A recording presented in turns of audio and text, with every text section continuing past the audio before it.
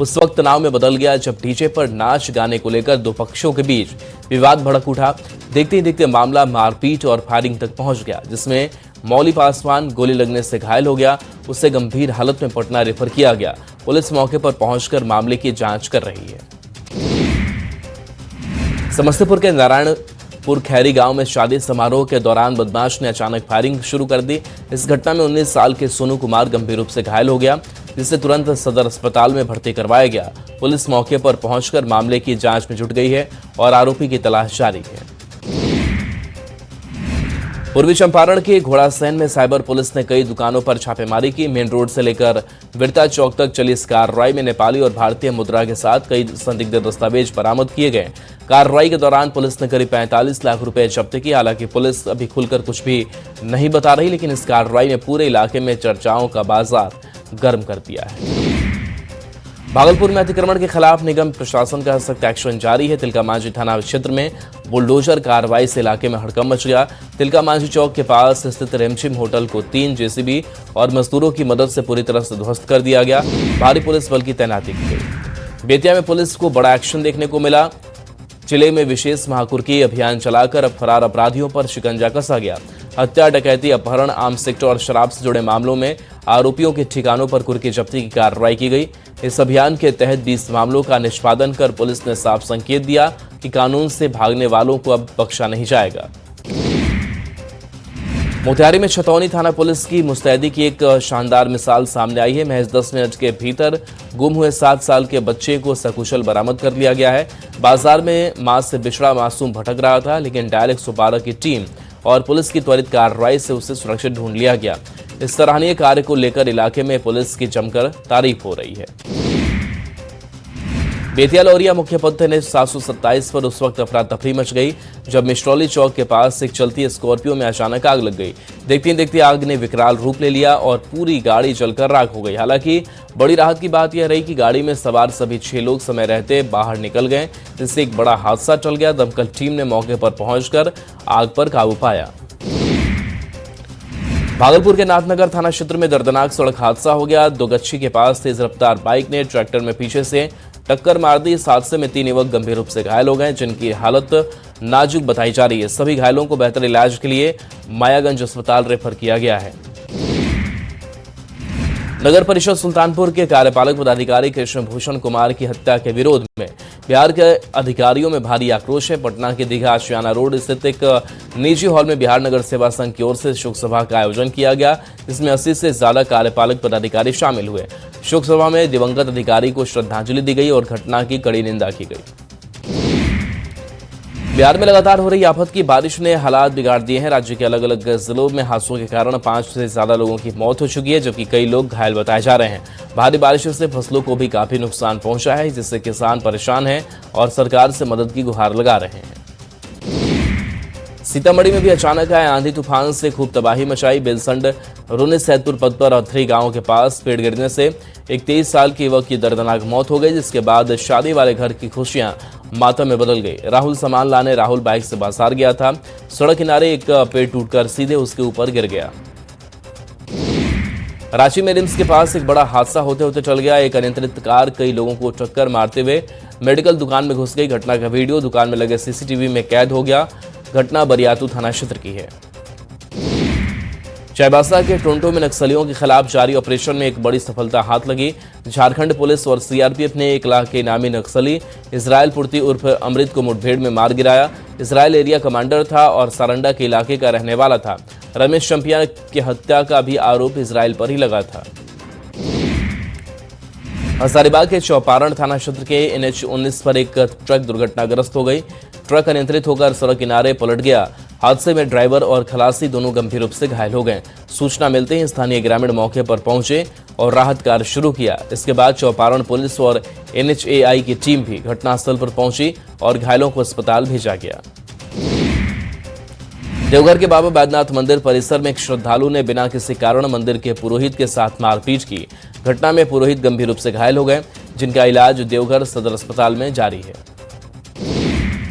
आरा में आरा बक्सर फोरलेन पर जेसीबी ने बाइक सवार युवक को टक्कर मार दी। हादसे में बाइक सवार युवक गंभीर रूप से जख्मी हो गया। स्थानीय लोगों ने इसकी सूचना पुलिस को दी, जिसके बाद डायल 112 नंबर पुलिस वाहन से घायल को इलाज के लिए सदर अस्पताल भेजा गया। सूचना पाकर परिजन भी सदर अस्पताल पहुंचे। मधेपुरा में तेज रफ्तार अनियंत्रित स्कॉर्पियो ने बाइक को जोरदार टक्कर मार दी। हादसे में बाइक पर सवार आंगनबाड़ी सहायिका प्रेमलता कुमारी के मौके पर मौत हो गई, जबकि उनके साथ मौजूद भाई बाल बाल बच गए। घटना की सूचना मिलते ही बड़ी संख्या में ग्रामीण मौके पर जुट गए। शव को गांव लाया गया, जहां परिजनों का रो रो कर बुरा हाल है। पटना में बेलगाम कार ने एक बाइक में जोरदार टक्कर मार दी। घटना फतुहा थाना क्षेत्र के सुपनचौक स्थित फोरलेन की है। हादसे में बाइक सवार 2 युवक गंभीर रूप से घायल हो गए। वहीं दुर्घटना की चपेट में आने से एक राहगीर भी गंभीर रूप से घायल हो गया। आनंद फानन में तीनों घायलों को इलाज के लिए फतुहा पीएचसी में भर्ती कराया गया है। छपरा के गौरा में तेज आंधी तूफान ने एक परिवार की खुशियां छीन ली। गौरा थाना क्षेत्र के सिसवा गांव में टीन का छज्जा उड़कर पड़ोसी के दरवाजे पर जा गिरा, जिसकी चपेट में आकर एक वृद्ध महिला की मौके पर ही मौत हो गई। महिला घर से बाहर काम के लिए निकली थी, तभी यह हादसा हुआ। घटना के बाद परिवार में मातम पसरा हुआ है। पूर्णिया की कीर्त्यानंद नगर स्थित इथेनॉल फैक्ट्री में मजदूर की चावल के नीचे दबकर मौत हो गई। मृतक की पहचान बोधी मुनि के रूप में हुई है। मृतक पिछले 7 महीने से इथेनॉल फैक्ट्री में मजदूरी का काम करता था। घटना के बाद फैक्ट्री में मजदूरों की सुरक्षा को लेकर सवाल उठे।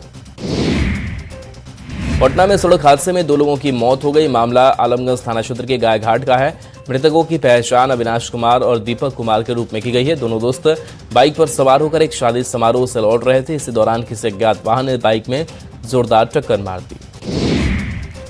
समस्तीपुर के दलसिंह सराय में अपराधियों के हौसले बुलंद दिखे। बाइक सवार बदमाशों ने एक महिला होमगार्ड से मोबाइल छिनतई की घटना को अंजाम दिया। स्थानीय लोगों ने के विरोध करने पर बदमाशों ने फायरिंग शुरू कर दी। फायरिंग में एक युवक गंभीर रूप से घायल हो गया। घटना के बाद मौके पर पहुंची पुलिस ने जांच शुरू की। रोहतास के इंद्रपुरी थाना क्षेत्र के बढ़िया गांव में एक सनसनीखेज मामला सामने आया है, जहां मैट्रिक पास से किशोरी रहस्यमय तरीके से अपने घर से गायब हो गई।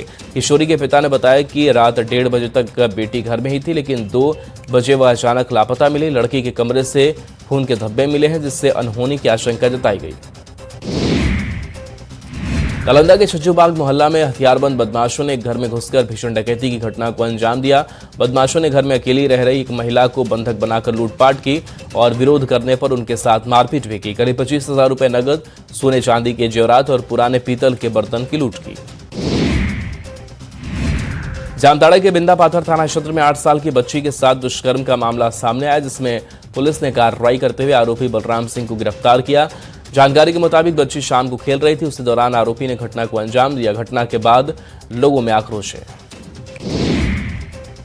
पटना में पुलिस ने भारी मात्रा में प्रतिबंधित कफ सिरप और नशे के इंजेक्शन बरामद किए। पुलिस ने गुप्त सूचना के आधार पर ट्रांसपोर्ट नगर के रूपश कॉलोनी में छापेमारी की और एक घर से लगभग 200 कार्टन प्रतिबंधित कफ सिरप और नशे के इंजेक्शन बरामद किए, जिसकी कीमत 1.25 करोड़ बताई जा रही है। हालांकि छापेमारी की भनक लगते ही अवैध कारोबारी मौके से फरार हो गए। मुंगेर के मुफस्सिल थाना क्षेत्र में पुलिस ने 17 साल के किशोर को गोली मारने के मामले में पुलिस ने त्वरित कार्रवाई करते हुए एक आरोपी को गिरफ्तार किया है। गिरफ्तार आरोपी तौफीर निवासी इंग्लिश उर्फ प्रेम कुमार है।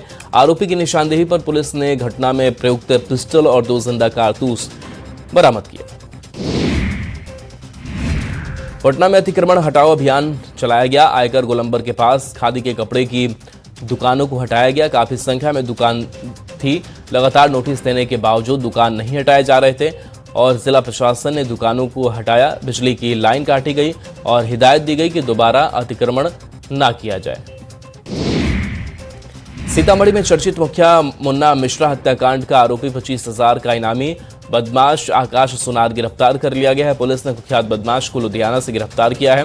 कुख्यात अपराधी विकेश झा गिरोह से जुड़ा बताया जा रहा है। इनामी बदमाश अपना नाम छिपाकर लुधियाना में मोटर गैराज में काम कर रहा था। छपरा में टाउनशिप के तहत जमीन की खरीद बिक्री पर रोक लगा दी गई है। यह कदम ग्रीनफील्ड सैटेलाइट टाउनशिप के निर्माण को ध्यान में रखते हुए उठाया गया है। इस पर कुछ लोगों ने विरोध भी किया है, जिस पर विभाग बोलने से परहेज कर रहा है। बेतिया के नरकटियागंज के राजकीय प्राथमिक विद्यालय में ग्रामीणों ने ताला लगा दिया है। स्कूल में अनियमितता के चलते ग्रामीणों ने मुखिया के सामने ताला लगाकर जमकर हंगामा किया। ग्रामीणों का कहना है कि बच्चों से टीसी के नाम पर 200 रुपए से लेकर 400 रुपए तक वसूले गए। अगर प्रधान शिक्षक को स्कूल से नहीं हटाया गया तो आंदोलन उग्र हो सकता है। वैशाली के बेलसर थाना क्षेत्र में पुलिस ने नकली शराब के बड़े सिंडिकेट का खुलासा किया। चक गुलामुद्दीन ने गांव के एक बागीचे में चल रही अवैध शराब फैक्ट्री पर छापेमारी की गई। 100 लीटर तैयार देसी शराब, 100 लीटर के लगभग विदेशी शराब, 5000 खाली बोतलें और रैपर भी बरामद किए गए। एक शराब माफिया भी गिरफ्तार हुआ। रामगढ़ में साइबर अपराध के खिलाफ पुलिस ने बड़ी कार्रवाई की है और साइबर ठगी करने वाले 4 अपराधियों को गिरफ्तार किया है। एसबीआई के खाते में कुजूत क्षेत्र से जुड़े संदिग्ध लेन देन की सूचना मिलने के बाद पुलिस ने सनहा दर्ज कर जांच शुरू की है। गुमला में सामूहिक दुष्कर्म कांड में अदालत ने घटना के समय नाबालिग रहे आरोपी को पॉस्को एक्ट के तहत 20 साल की सजा सुनाई। 2017 में 2 नाबालिग से गैंगरेप हुआ था। घटना के समय आरोपी नाबालिग था। दुष्कर्म कांड में पहले ही 6 और आरोपियों को सजा सुनाई जा चुकी थी। रांची के जगन्नाथ मंदिर में गार्ड हत्या मामले को लेकर लोग नौकरी और मुआवजे की मांग को लेकर धरने पर बैठे।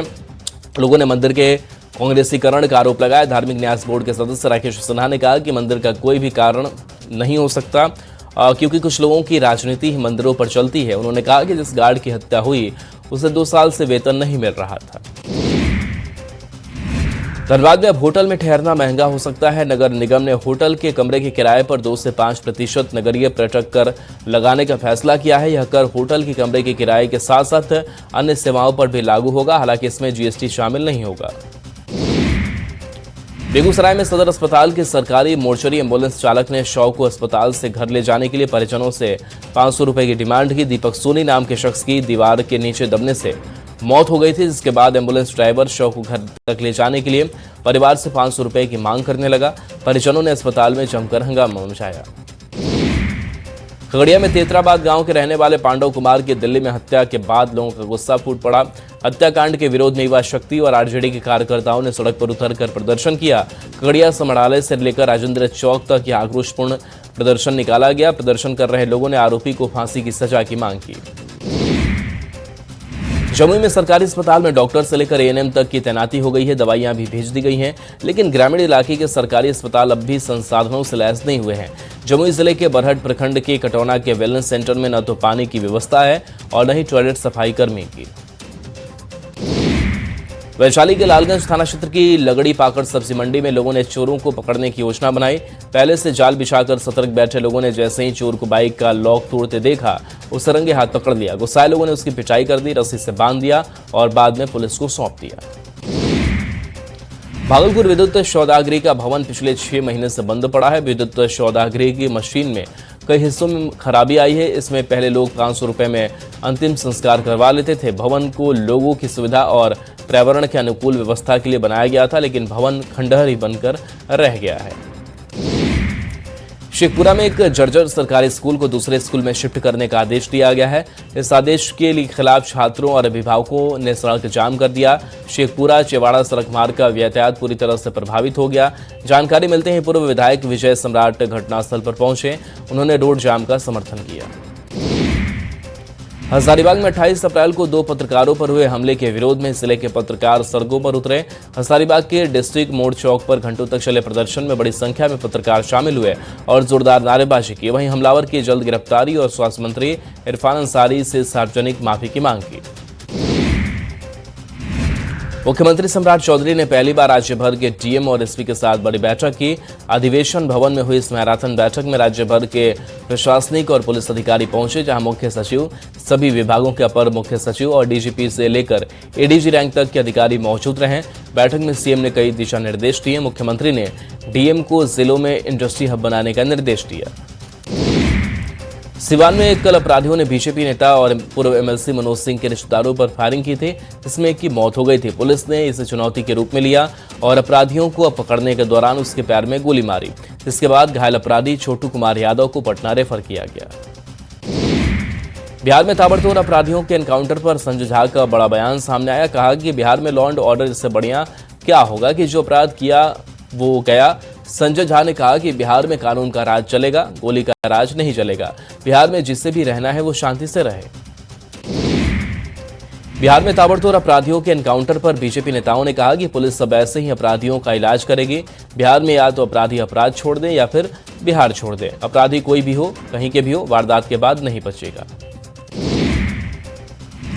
बिहार विधान परिषद उपचुनाव को लेकर एनडीए की ओर से बीजेपी के अरविंद शर्मा ने नामांकन किया। नामांकन से पहले अरविंद शर्मा ने सीएम सम्राट चौधरी के प्रति आभार जताते हुए कहा कि उन्हें जो जिम्मेदारी दी गई है उस पर वे पूरी तरह से खरा उतरने की कोशिश करेंगे। अरविंद शर्मा 40 साल से बीजेपी से जुड़े हैं।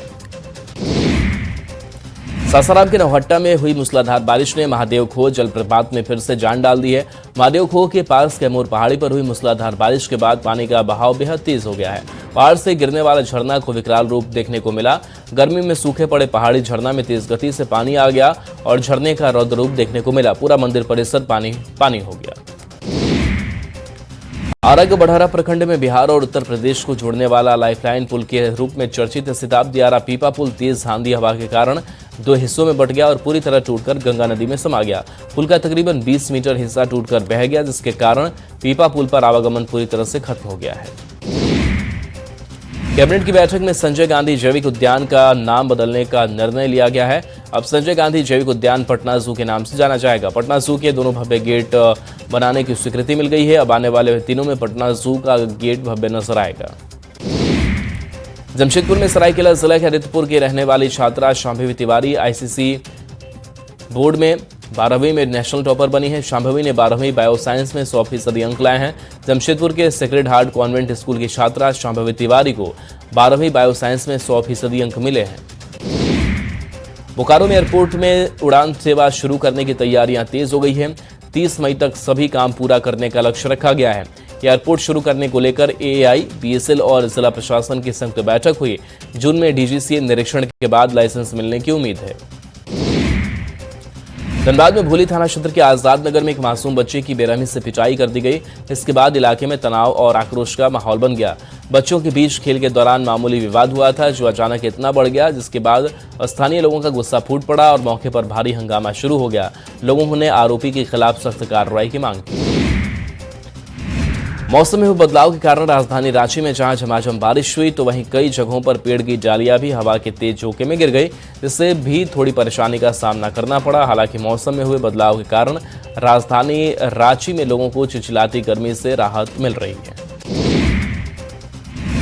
रामगढ़ में लगातार तीसरे दिन जोरदार बारिश हुई, जिससे लोगों को भीषण गर्मी से राहत मिली है। तेज हवा के कारण कई जगहों पर पेड़ भी गिरे। तेज हवा और बारिश के बीच दिन में ही रात सा नजारा देखने को मिला। जल जमाव के कारण गाड़ियों के परिचालन पर भी असर देखा गया। मौसम विभाग ने शुक्रवार को भी बारिश की संभावना जताई। देवघर में मौसम काफी सुहाना हो गया है, जिससे लोगों को गर्मी से राहत मिली है। पिछले 2 दिनों से मौसम में बदलाव के कारण लोग गर्मी से राहत महसूस कर रहे हैं। मौसम विभाग की माने तो अगले 2 दिनों तक इस तरह के मौसम रहने के आसार जताए जा रहे हैं। जमशेदपुर में गर्मी के सितम के बीच अचानक मौसम ने करवट ली, जहां दिन में ही आसमान में काले बादल छा गए और अचानक तेज हवाओं के साथ झमाझम बारिश के साथ ओलावृष्टि हुई। ओलावृष्टि होने से लोगों को गर्मी से राहत मिली है। रांची में कला संस्कृति और स्वदेशी के संगम के रूप में सांसद सांस्कृतिक महोत्सव स्वदेशी मेला का आयोजन किया जा रहा। 1 से 3 मई तक यह महोत्सव आयोजित किया गया। महोत्सव में ऑपरेशन सिंदूर पर रांची के बच्चों के द्वारा बनाई गई पेंटिंग की भी प्रदर्शनी लगाई गई। भारत की जनगणना 2027 को लेकर गोड्डा जिला प्रशासन ने तैयारी शुरू कर दी है। इस संबंध में उपायुक्त ने प्रेस कॉन्फ्रेंस कर जानकारी दी। बताया कि जनगणना 2 चरणों में होगी। पहला चरण 1 मई से 14 जून तक चलेगा, जिसमें मकान सूचीकरण और मकानों की गणना की जाएगी। इसके बाद 16 मई से 14 जून तक प्रगणक घर घर जाकर जानकारी जुटाएंगे।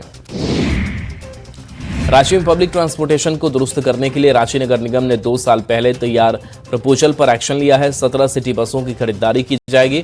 सभी बसें 32 सीटर होंगी। इससे लेकर नगर निगम ने दूसरी बार टेंडर निकाला है। टेंडर में भाग लेने के लिए इच्छुक ऑपरेटर 21 मई तक आवेदन कर सकते हैं। 22 मई को टेंडर फाइनल करेंगे। रामगढ़ में जिला प्रशासन लड़कियों को खेल के माध्यम से जोड़कर सशक्त बनाने का काम कर रहा है। इसके तहत स्मिता सिटी लीग का आयोजन किया गया, जिसमें फुटबॉल, एथलेटिक्स, कबड्डी, जूडो और विश्व खेल का आयोजन हो रहा है।